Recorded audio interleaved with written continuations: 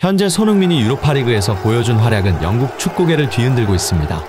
이 경기에서 토트넘은 초반부터 퇴장이라는 위기를 맞이해 사실상 10명의 선수로 싸워야 했습니다.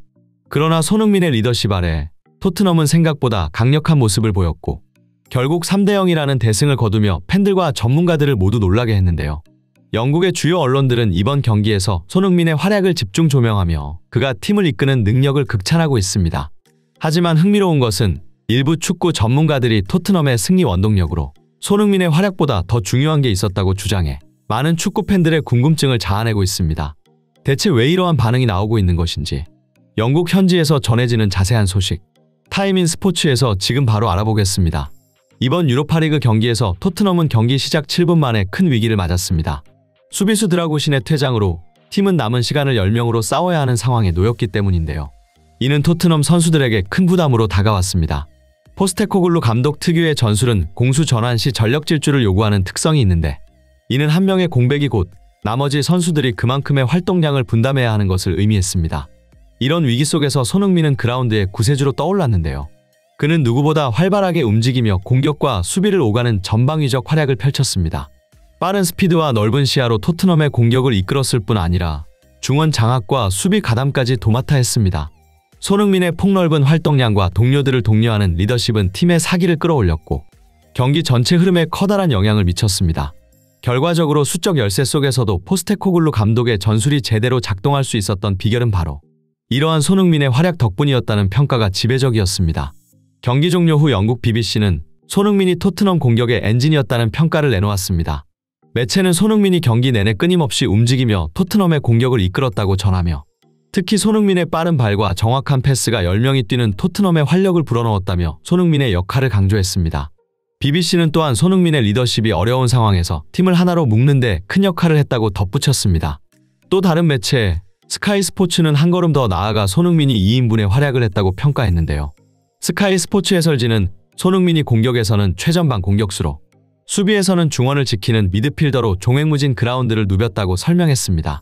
특히 체력적으로 불리한 상황에서도 끊임없이 쉬지 않고 뛰는 손흥민의 투지가 인상적이었다고 강조했는데 이처럼 손흥민의 맹활약은 스포츠 언론들의 찬사를 받았으며 어려운 상황 속에서도 팀을 승리로 이끈 손흥민의 클래스와 실력이 다시 한번 증명되었는데요. 그런데 일부 전문가들은 이번 토트넘의 승리가 단순히 손흥민의 활약만으로 이루어진 것은 아니라고 분석했습니다. 그들은 손흥민의 기여가 컸다는 것을 인정하면서도 더 주목해야 하는 중요한 요소가 있다고 지적했습니다. 바로 토트넘 수비수 페드로 포로와 미드필더 제임스 매디슨이 이번 경기에 출전하지 않았다는 점이었는데요. 특히 전문가들은 페드로 포로의 부재가 팀 전술에 미친 영향에 주목했습니다. 그들은 포로가 출전한 경기와 그렇지 않은 경기의 차이를 강조하며 포로의 존재 여부에 따라 토트넘이 완전히 다른 팀으로 변모할 수 있다고 분석했습니다. 이러한 평가에는 그만한 이유가 있었습니다. 전문가들의 설명에 따르면 포로가 수비수임에도 늘 과도하게 전진 포지션을 취하는 경향이 있기 때문에 토트넘의 공격 상황에서 포로가 직접 슈팅을 시도하다 공격 기회를 망칠 때가 많다고 합니다. 실제로 포로는 프리미어리그에서 한 경기 동안 가장 많은 슈팅을 시도했음에도 불구하고 득점에 실패한 수비수라는 불명예스러운 기록을 보유하고 있습니다. 이는 포로의 공격 참여가 난사로 이어지며 팀의 전술적 균형을 무너뜨린다는 것을 증명했습니다. 더욱 흥미로운 점은 포로의 출전 여부에 따른 손흥민의 경기력 변화입니다. 통계에 따르면 포로가 출전하지 않은 경기에서 손흥민의 90분당 평균 슈팅 횟수는 2회에 달합니다. 반면 포로가 출전한 경기에서는 손흥민의 슈팅 기회가 현저히 줄어들어 고작 1회에도 미치지 못하는 것으로 나타났습니다. 이러한 데이터는 포로의 난사성 플레이가 손흥민을 비롯한 다른 공격수들의 활동 반경과 공격 기회를 제한하는 결과로 나타난다고 하는데요. 이는 제임스 매디슨의 경우에도 유사한 양상을 보입니다. 매디슨 역시 미드필더임에도 플레이메이킹보다는 개인적인 슈팅에 더 큰 비중을 두는 경향이 있다는 지적을 받아왔습니다. 그는 특히 지난 시즌 손흥민이 슈팅하려는 것을 달려와 밀쳤다가 팬들의 질타를 받기도 했었는데요. 여기서 주목할 만한 점은 포로와 매디슨 두 선수가 동시에 벤치에 앉게 되면서 나타난 긍정적인 효과였습니다. 전문가들의 분석에 따르면 토트넘은 10명이서 경기를 치렀음에도 팀의 전체적인 밸런스가 개선되었는데 수비수와 미드필더들이 각자 본래의 역할에 더욱 충실히 플레이하면서 팀의 형태가 더욱 안정적으로 유지되었다고 합니다. 또한 손흥민을 중심으로 공격을 풀어나가며 그 효율성이 크게 향상되었는데 기존 포로와 매디슨이 있을 때 보이던 과도한 슈팅이 줄어들매 따라 토트넘이 평소처럼 공격 기회를 난사로 허무하게 날리는 것이 아닌 팀 전체의 유기적인 공격 움직임이 두드려졌다고 합니다.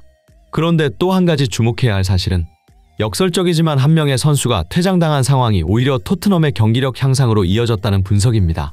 평소 토트넘은 과도한 전진 압박으로 인해 수비 뒷공간에 취약점을 노출했을 뿐만 아니라 공격 상황에서도 상대 수비진을 지나치게 밀집하게 만들어 토트넘 공격수들의 침투 공간을 제한하는 부작용이 있었습니다. 하지만 이번 경기에서는 10명으로 플레이하면서 오히려 이러한 문제점들이 개선되는 효과가 나타났습니다.